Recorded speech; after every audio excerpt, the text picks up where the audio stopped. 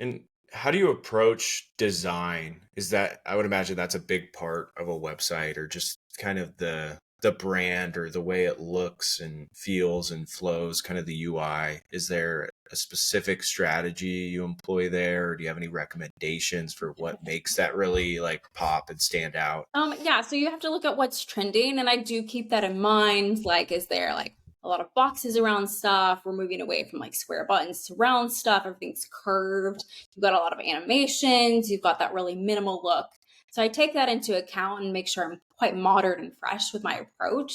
But at the same time, I'm a designer to like a fault. So I have to like come from it from a creativity place too. And I've had a lot of clients who are like, I want it to look like this. I'm like, okay, we can do that. And they're like, I'm not happy with it. I'm like, well, you didn't let me do my job correctly, or like sitting here guiding me in each step of the way. And unless they're creative themselves, they're not going to catch that visual very well.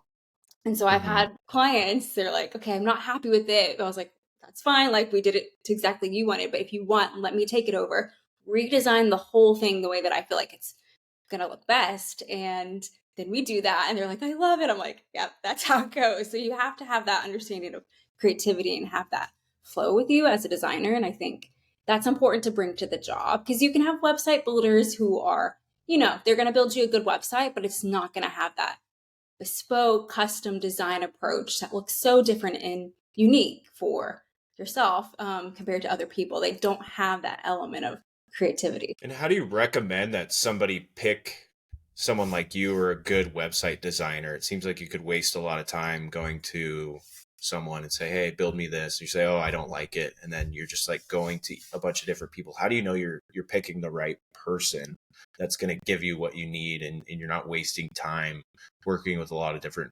agencies and people? Yeah, so I think you have to look at somebody's portfolio. They should be showcasing that. Do their sites look good? Are they what I want it to look like? And so that's an important thing I tell my clients to do. Give me 3 websites you like the look of, and we can like catch that vision for you. So you have to look at, okay, are they building sites that I like the look of? And also, do they come recommended? I mean, most of my clients nowadays are referrals of people in my community and my network who are like, yeah, I use Sarah. She's really great, and they'll be like recommending me out. And I don't have to do any outbound sales at all, because the Mm. people just coming, and they're coming off the backs of recommendations from good work that I've done. So that's also important. Make sure you're doing that quality work to get that referral and make sure they're happy. And, it's not about money at the end of the day. Are you bringing a good experience for your client? And are they happy with the end result? Yeah, I think that speaks to like product, right? You provide a really high quality product. So, I mean, do you ever think about the fact that you don't have to market or even sell very much? Like, do you feel, is that part of, is that an intentional strategy, or is it just kind of happened that way? Um, kind of twofold. It's kind of happened because marketing takes a lot of time, and we're marketing a lot for our clients. Where the irony is, we were a marketing agency, so yes, we still have to market for ourselves. So I think we are in a good spot where we don't have to do a lot of outbound stuff to get it inward. Although we keep the basis of content creation as the focus, because we have to showcase again that we can do the job. We can grow your socials, we can grow your personal brand.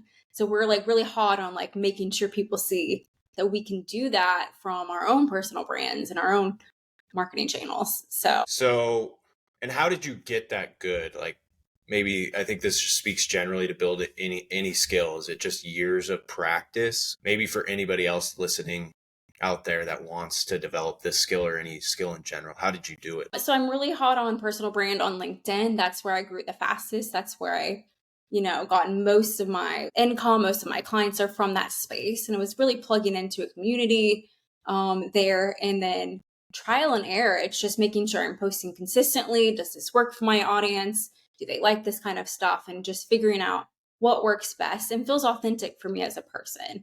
So, I mean, it's just consistency at the end of the day. So make sure you're doing that and you'll be fine. I'm curious, what is like a good website or your favorite website currently? Are you out there kind of researching like any big brands or big names, and or have you come across a website recently? And I mean, I'll check it out later. Yeah. I'm just curious from your perspective, like, hey, this is a great website. Whoever built this did a good job. Yeah. So 9 times out of 10, it's really funny. Most of my clients will come to me with, again, those 3 websites that they like the look of. And it is either going to be the Apple website or it's going to be the Great Influence website. And time again, people come to me with these website references. I'm like, yes, but they're such great website builds. They're that minimal approach. They've got the right animation. They look clean. So, I mean, always shout out to those websites. They're great. What's the Great Influence? So they're a personal branding agency based out of England. And yeah, they work with some great people. Check them out.